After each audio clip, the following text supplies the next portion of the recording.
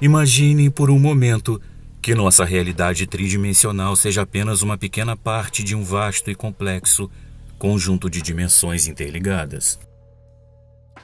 Assim como um inseto que vive apenas em 2 dimensões não consegue compreender completamente o mundo tridimensional ao seu redor, nós, seres humanos, também podemos estar limitados pela nossa capacidade de perceber e entender outras dimensões. Se outras dimensões existem, como poderíamos interagir com elas? Poderiam existir seres ou formas de vida que habitam essas dimensões e que estão além da nossa percepção. Talvez as experiências de fenômenos paranormais, como aparições de fantasmas ou encontro com seres extraterrestres, possam ser explicadas por uma interação momentânea entre diferentes dimensões. Outra possibilidade intrigante é que diferentes dimensões possam abrigar diferentes leis físicas e regras que governam a realidade. Nossa compreensão da física atualmente se baseia nas leis do universo que observamos, mas essas leis poderiam ser apenas uma pequena parte de um conjunto maior de leis que se aplicam em outras dimensões. Isso abriria a porta para possibilidades infinitas e conceitos que desafiam nossa compreensão atual do tempo, espaço e matéria. As dimensões também podem oferecer uma perspectiva interessante sobre a existência de universos paralelos. Se houvesse outras dimensões além das 3 que conhecemos, seria possível que cada dimensão abrigasse sua própria versão do universo, com eventos e trajetórias diferentes daquelas que experimentamos. Essa ideia levanta questionamentos sobre a natureza do livre-arbítrio e se nossas escolhas poderiam criar bifurcações em diferentes dimensões, dando origem a realidades alternativas. Se você já vivenciou alguma experiência parecida e quer compartilhá-la com o canal, é só enviar a sua história para o e-mail que vai aparecer agora na sua tela. Seja muito bem-vindo, eu sou o Luciano S. e esse é o canal Casos Sobrenaturais Reais.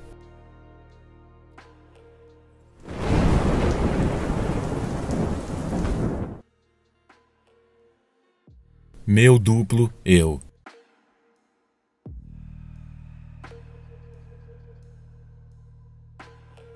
Saudações a todos do canal.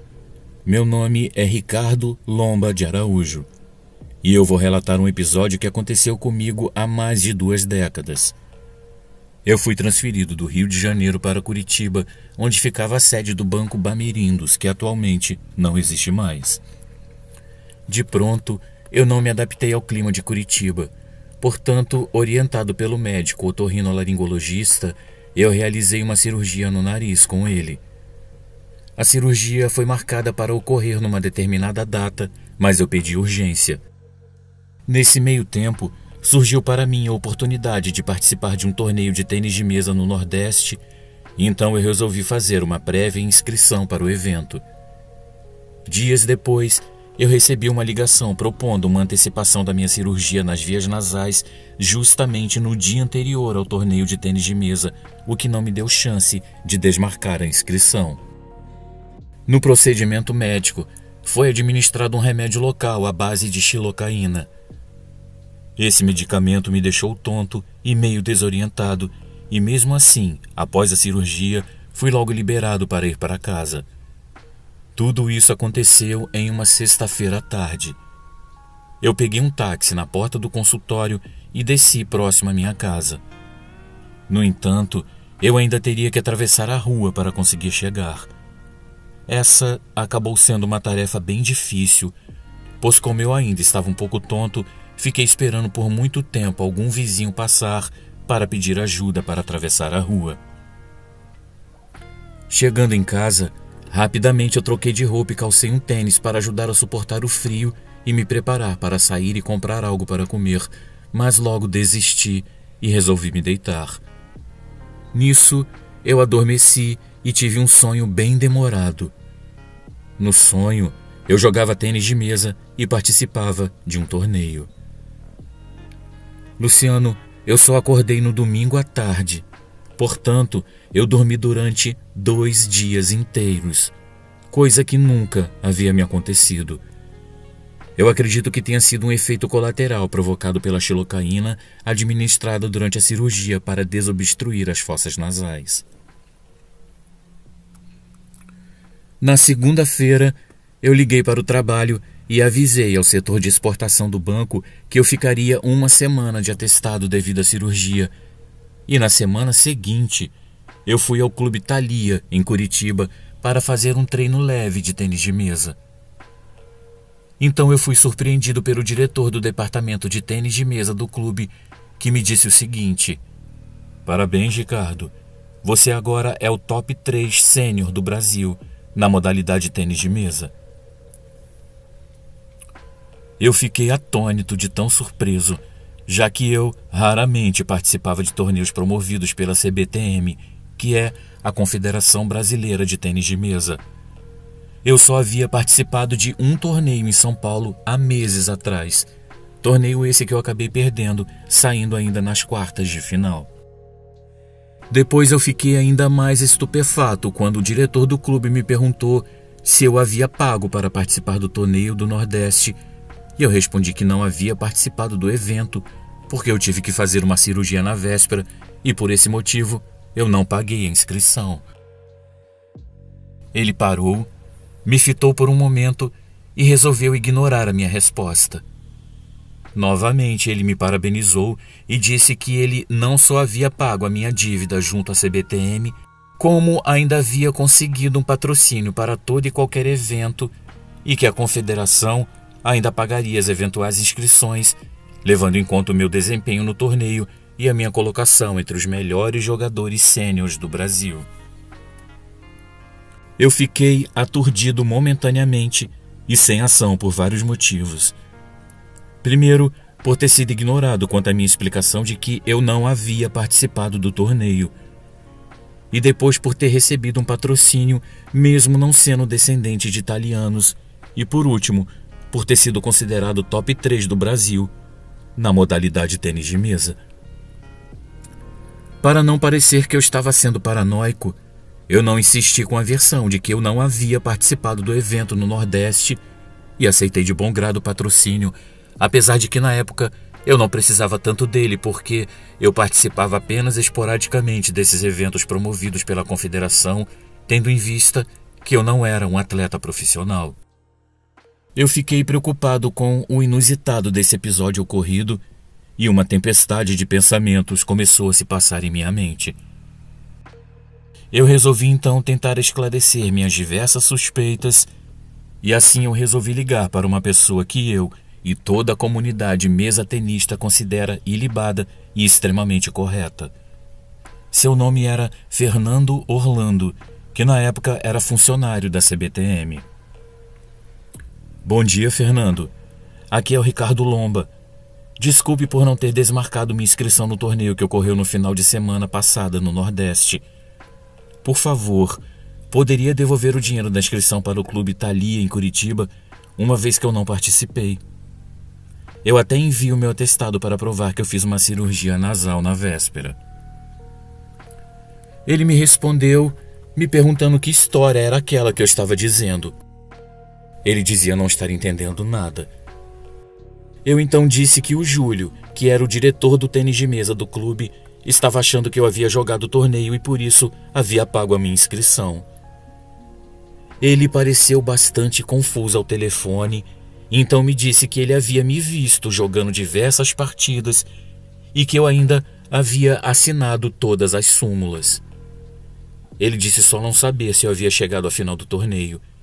E ele finalizou a conversa dizendo: "O clube já saldou a dívida. Não precisa inventar desculpas malucas." Eu resolvi então, após uma breve reflexão, não discutir sobre esse fato esdrúxulo. Então eu me despedi do Fernando. Na minha breve reflexão, eu fui considerando algumas possibilidades e hipóteses. Primeiramente, eu havia tido um sonho demorado, o qual eu estava realmente jogando tênis de mesa, e depois, quando eu acordei, mesmo tendo dormido por praticamente 2 dias seguidos, eu me sentia extremamente cansado.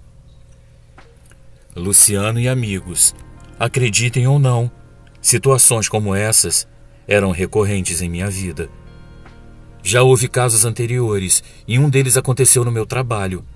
Mesmo na ocasião, eu estando doente e em casa, meus amigos me viram trabalhando e ainda disseram que eu havia batido o ponto, o que depois eu verifiquei e vi que ele estava realmente batido. Pessoas já me viram por 2 vezes entrar em uma igreja enquanto eu estava em casa dormindo. Dessa forma eu concluí que havia ocorrido comigo um fenômeno conhecido como duplo eu, ou seja, apesar do meu eu enfermo estar em casa dormindo em convalescença, existia um outro eu, sadio e atuante, jogando tênis de mesa no Nordeste.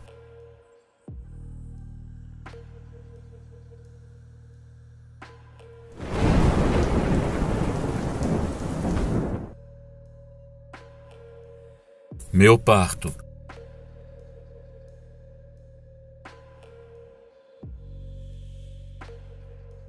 Olá, Luciano. Paz a todos. Meu nome é Meire Miriam e eu sou da cidade de Atibaia, interior de São Paulo, onde nasci e vivi até os meus 47 anos. Hoje eu vivo no estado de Utah, nos Estados Unidos. Minha história aconteceu em 1988, quando, aos 19 anos, eu estava prestes a ter a minha filha, que hoje está com 34 anos. Como era o meu primeiro parto, eu morria de medo de ter que fazer uma cesariana. Então, como cristã que eu sempre fui, eu orava a Deus para que eu pudesse ter um parto normal. Na manhã do dia 20 de agosto de 1988, eu estava com dores e fui ao hospital acompanhada pelo meu marido na época. Chegamos lá antes das 9 e eu passei o dia inteiro esperando dilatação para que meu bebê viesse ao mundo. Minha sogra, minha mãe e toda a família estavam lá comigo e isso me estressava, pois as dores não eram poucas e as duas, minha mãe e minha sogra, não saíam do quarto e de tempos em tempos diziam que esse bebê provavelmente só iria nascer no dia seguinte, porque se ele fosse nascer naquele dia, eu já estaria reclamando muito de dor. As horas foram passando até que às 7h40 da noite meu médico chegou e pediu para que todos saíssem para que ele realizasse o exame de toque, que é para saber se eu tinha dilatação suficiente para o bebê nascer. Foi então que o querido Dr. Márcio, que infelizmente nos deixou há alguns anos, me disse: "Filha, eu vou subir e preparar a sala de cirurgia. Seu bebê não vai nascer de parto normal." Luciano, nessa hora eu clamei a Deus para ter um parto normal. Eu não queria mesmo ter que passar por uma cirurgia. Então ele saiu e foi para o centro cirúrgico preparar tudo. Quando foi por volta das 8h20 da noite, mais ou menos, entrou no quarto um homem alto, loiro, de cabelos encaracolados, olhos claros, e quando ele entrou, eu senti uma paz muito grande. Ele me falou calmamente: "Vou fazer um exame de toque para ver a sua dilatação, ok?" Eu respondi que tudo bem, mas que o Dr. Márcio havia acabado de sair e ele já havia feito e disse inclusive que eu teria que fazer uma cesariana. Ele sorriu docemente enquanto realizava o exame e me disse: "Não, isso não vai acontecer. Seu bebê vai nascer naturalmente." Assim que ele terminou o exame, eu senti dores muito fortes. Ele pediu para eu chamar a enfermeira e eu apertei a campainha. Quando ele ia saindo do quarto, mais uma vez ele sorriu docemente. Quando ele já estava passando pela porta, a dona Joana, chefe de enfermagem, entrou e perguntou se eu precisava de alguma coisa e me pediu para ter calma porque o centro cirúrgico estava quase pronto. Então, eu estranhei o que ela havia dito e lhe falei: "Dona Joana, esse médico parecido com um anjo que saiu daqui na hora que a senhora entrou, disse que eu não vou precisar fazer cesárea." Ela riu e me disse: "Meu bem, não tinha ninguém aqui quando eu entrei. E não tem nenhum médico com cara de anjo aqui nesse hospital." Ela me pediu para descrevê-lo, e então eu contei a ela como ele era, e ela me disse que o único médico loiro do hospital naquele dia era o Dr. Rubens. E como eu já conhecia todos os médicos daquele hospital, eu disse que não era ele, e que esse médico era muito jovem, enquanto o Dr. Rubens já era um homem bem maduro. Ela então me disse que eu estava sentindo aquelas dores porque eu estava o dia inteiro sem ir ao banheiro. Ela disse para eu levantar. Enquanto ela me ajudava, ela viu que se não corrêssemos para o centro cirúrgico, minha filha iria nascer ali no quarto mesmo. Luciano, eu mal tive tempo de chegar ao centro cirúrgico. Assim que eu fui posta na maca, a minha filha nasceu, naturalmente. Ninguém parecia estar acreditando naquilo. Minha filha nasceu linda. Meu irmão e meu marido na época estavam na porta esperando para vê-la e viram quando o enfermeiro saiu penteando os cabelos dela com uma escova. Mais tarde, quando eu já estava no quarto, eu perguntei a todos que entravam quem era aquele jovem médico que tinha ido lá me fazer aquele exame, e todos disseram que naquele hospital não havia nenhum médico ou enfermeiro com aquelas descrições, nem mesmo os plantonistas. Ainda hoje, aos 54 anos, eu me lembro de cada detalhe daquele dia e do rosto daquele anjo que me visitou. Eu tenho ainda muito mais histórias para enviar ao canal, inclusive visões e coisas sobrenaturais que aconteceram comigo e meus filhos, principalmente com a minha primeira filha. Obrigada, Luciano, por ler o meu relato, e um grande abraço a todos vocês.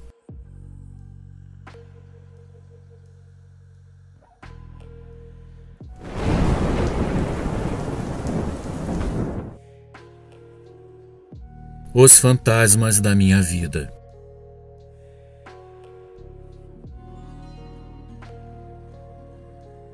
Olá, Luciano. Sou muito fã do seu canal e admiro a seriedade com que você trata os relatos que lhe são enviados. Meu nome é Cleide, eu sou de Rondônia. Eu sou médium desde que eu me entendo por gente e desde muito cedo que eu tenho visões, ouço sons misteriosos e tenho uma grande sensibilidade que me permite sentir presenças espirituais em qualquer ambiente que eu estiver. Várias coisas já me ocorreram, mas eu vou relatar uma das mais recentes que aconteceu comigo há pouco mais de um mês. Eu e meu marido moramos com a minha cunhada e o marido dela. A casa é uma herança dos pais dele e, por ser muito grande e com vários cômodos, serviu perfeitamente para abrigar a todos confortavelmente. É muito raro eu ficar sozinho em casa, mas esse dia eu estava só. A casa, como eu disse, é bastante grande e entre meu quarto e o da minha cunhada tem uma sala em formato de L que usamos como sala de TV e sala de jantar. Nesse dia, eu estava passando por essa sala para ir até a cozinha quando eu vi um homem sentado em uma poltrona com as pernas cruzadas. De início, eu não me movi ao ver aquele homem sentado ali. Eu fiquei paralisada e na hora nem me passou pela cabeça de que aquela visão pudesse ser de origem sobrenatural. A casa estava toda fechada e era dia. Logo, a minha primeira impressão era de que havia um intruso na casa, algum ladrão ou algo do tipo. Amigos, antes disso, em uma noite, eu estava novamente só. Meu marido trabalhava na gerência de um grande restaurante e só chegava em casa por volta das 2:30 da madrugada. Sempre quando ele chegava, ele trancava a porta e deixava a chave em cima de uma pequena mesa que ficava na copa. Nesse dia, eu ouvi quando a porta se abriu e depois se fechou.